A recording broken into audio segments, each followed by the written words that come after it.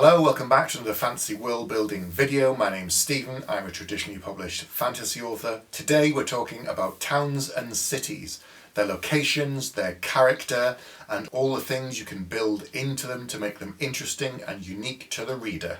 Let's start with one of the basics, location. One of the reasons, if you look back in history at some of the locations of towns and cities in our world, they're close to certain resources, whether it was by a lake, by a river, by a stream for a good source of water. That's obviously very important. Another reason could be to do with resources. If they're close to a lot of farmland, they can use that for raising crops or raising cattle. Some cities are by the sea, which makes them very good for transport hubs if they're taking things around the country and of course into other countries. Others are close to other natural resources that they might need, whether it's wood for building houses or stone or this sort of thing. And this ties into a previous video which I've done to do with the terrain. So go back and watch that video, which will tie into this one that builds into the location for your towns and cities. Then you get into less obvious reasons for why a town or a city and even a village may exist. Sometimes it started off originally just because it was a stopover point between two large cities. It took a long time to travel and people didn't want to sleep by the side of the road, so someone probably built a tavern, and then that grew to something else, and then that grew into a little village and then a town. So a stopover is often another reason that people don't always think about, that why a town might suddenly crop up. Then you come on to other reasons like defence. A lot of towns and cities are built high on hills or in great defensible spots, so that if they were at war with neighbouring towns, cities, tribes, nations, whatever it might be, or different species in your fantasy world, you have to think about the defence of the city and why it's been placed there. Another reason could be religion. You may have had a miracle birth there, or a saint was there, or maybe someone important was buried in that area and people came to visit it, and then they built a little shrine and then they built a church and a temple. And if people are coming all the time, then they need somewhere to stay. And this is, it sounds like a very simple reason, but if you're building your cities and your world, you could do this. You could say a great king, died here, people came to mourn him and to praise his grave, and then from that, 2,000 years later, in the present, in your story, there's this great city that's named after the great king. Very quick example, it's something like that took me 30 seconds to come up with. You don't need to have built the whole thing, all the 2,000 years of history, but you can dance between the raindrops, have the name of the city built after somebody that of importance to you, and kind of reference it that way. Another reason for the location of a city could be that it was the location of a great battle or victory for someone, and they came there to commemorate and to celebrate the fact that they were victorious. So the reasons you can come up with don't have to be tied in specifically to the terrain, but they could be. But you have lots of weird and wonderful reasons. And even if you just look back at the names of various towns and cities, whether it's across America or UK, they have really interesting sources, and then you think, well, what does that mean if you go back and look at the source of that word, and you can find the strangest things for why towns crop up. So come up with something interesting, a little bit different. The next thing to think about when you're building your towns and cities is their identity. Might sound obvious, but if you think about some of the cities in our world and I just tell you a little bit about them, or even their name, you can picture them very, very clearly in your mind and you wouldn't get the two mixed up. So if I said Venice, you'd probably think immediately of the gondolas, all of the canals, and the fact that the city is gradually kind of sinking the entire time. And then if I said New York, and of course there's Central Park, the 5 Islands, you wouldn't ever mix the two of those up because they're so radically different. Obviously they're in different countries too, but that's just an extreme example of how with just a few little bits of detail you can outline the look and feel of a city and give it a very specific identity, and you should try and bring some of that into your fantasy world. Now you don't have to go through thousands of years of history for every single city. Some will just have cool names, and if you've drawn a map and you put them all out there, great. But if a character is visiting a city or they're talking about it, then you should have sketched out some of this information about it, just so that it gives it a little bit of flavour and it makes people feel that you haven't just come up with a name, thrown a dart onto the page and a map and say, yeah, I'll put a city there. Why? I just felt like it. Yeah, why not? So a little bit of more information, a little bit of world building at this level can make the world feel lived in for the characters and for the readers. So once again, it comes down to the appropriate level of detail.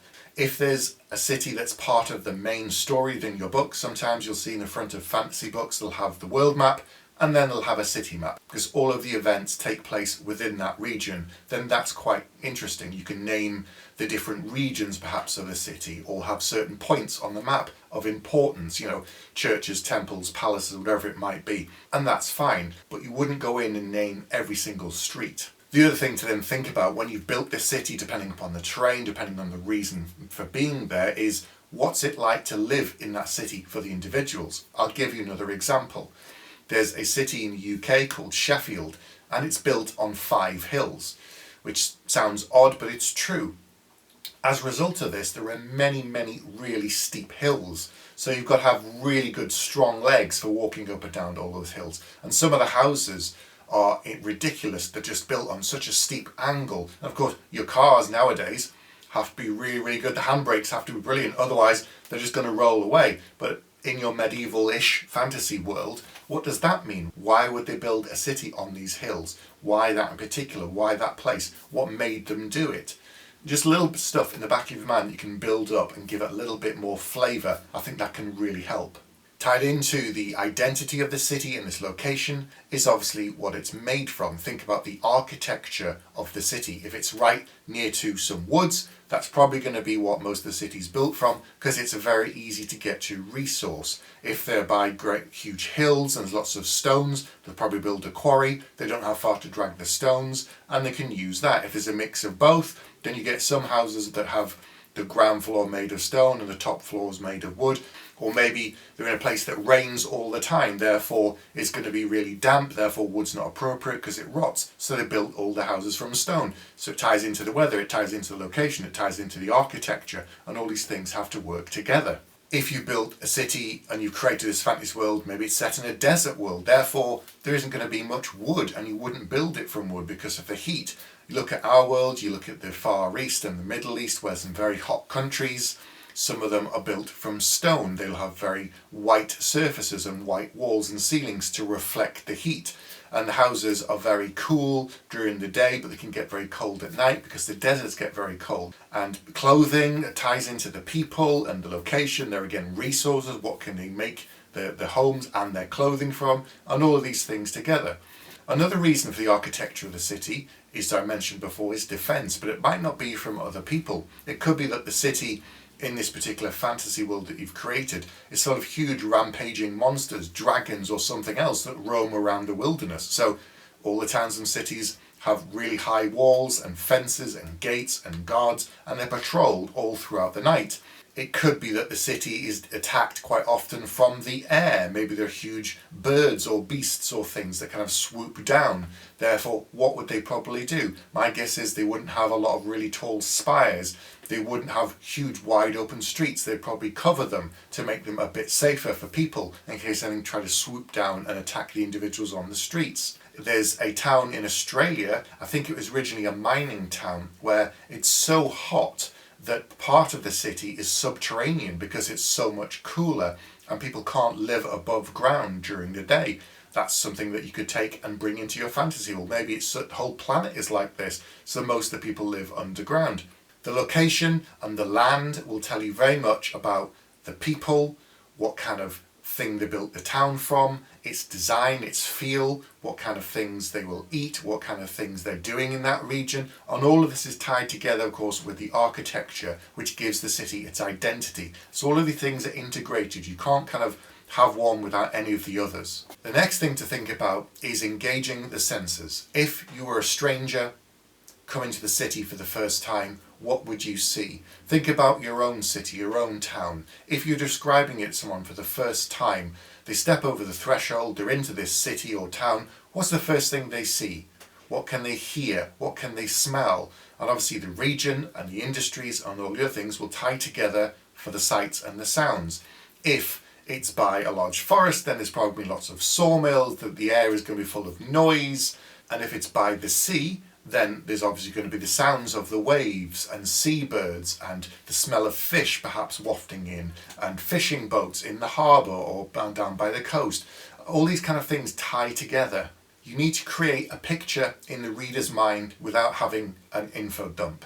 It needs to be sight, sound, smell, all these things. What are the people like in the city? Are they friendly? Are they rude? How do they dress? What do they eat? what can they grow in the area, and therefore what are they selling for food? Do they drink? Do they smoke? But you paint a picture. You don't do pages and pages of information. Just like I said, if you were describing your hometown for someone, you wouldn't go into minute detail. You might say, I live on the coast. It used to be a very popular seaside resort. Now we just get a lot of tourists. You know, there's lots of nice places to eat. It's got a great theatre. The people are very friendly. You know, very, very quickly kind of sketching things out. You don't go into massive detail. And you need to be able to do that and communicate that to the reader in a very succinct fashion. Obviously, as a character or characters move through the city and meet different people in shops and taverns and bars and get into fights, wherever it might be, then you add more detail as you go along. But it's about painting a picture, not just dumping a load of information on the reader. Just because you built it within your world Bible, however much detail you've created in your fantasy world, the reader doesn't need to know absolutely everything about that. I've got pages and pages of notes, but if a person never gets to one portion of the city, then they never find out that information. I might reference it if someone's talking about it, but that's all. That's all they'd ever see, that's all they'd ever hear. These are just a few examples that I've come up with. There are many other reasons for why a town or a city might be in that particular place, and I'm sure you can come up with something. But hopefully all of these questions and ideas that I've thrown at you are getting things stirring in your mind, making you think about it, making you look at our world and your fantasy world in a little bit different. And you can borrow things from our world and change them and spin them on their head. Names are sometimes used and changed a little bit to create different themes and styles and flavours. You could take a city and say it's an analogue of this. I think Scott Lynch's city in his first book, they sort of said it's an analogue of Venice with the canal systems and that sort of thing, but it's not the same. It's obviously got its very own feel and flavour, but that immediately gives you an idea of what it's going to be like.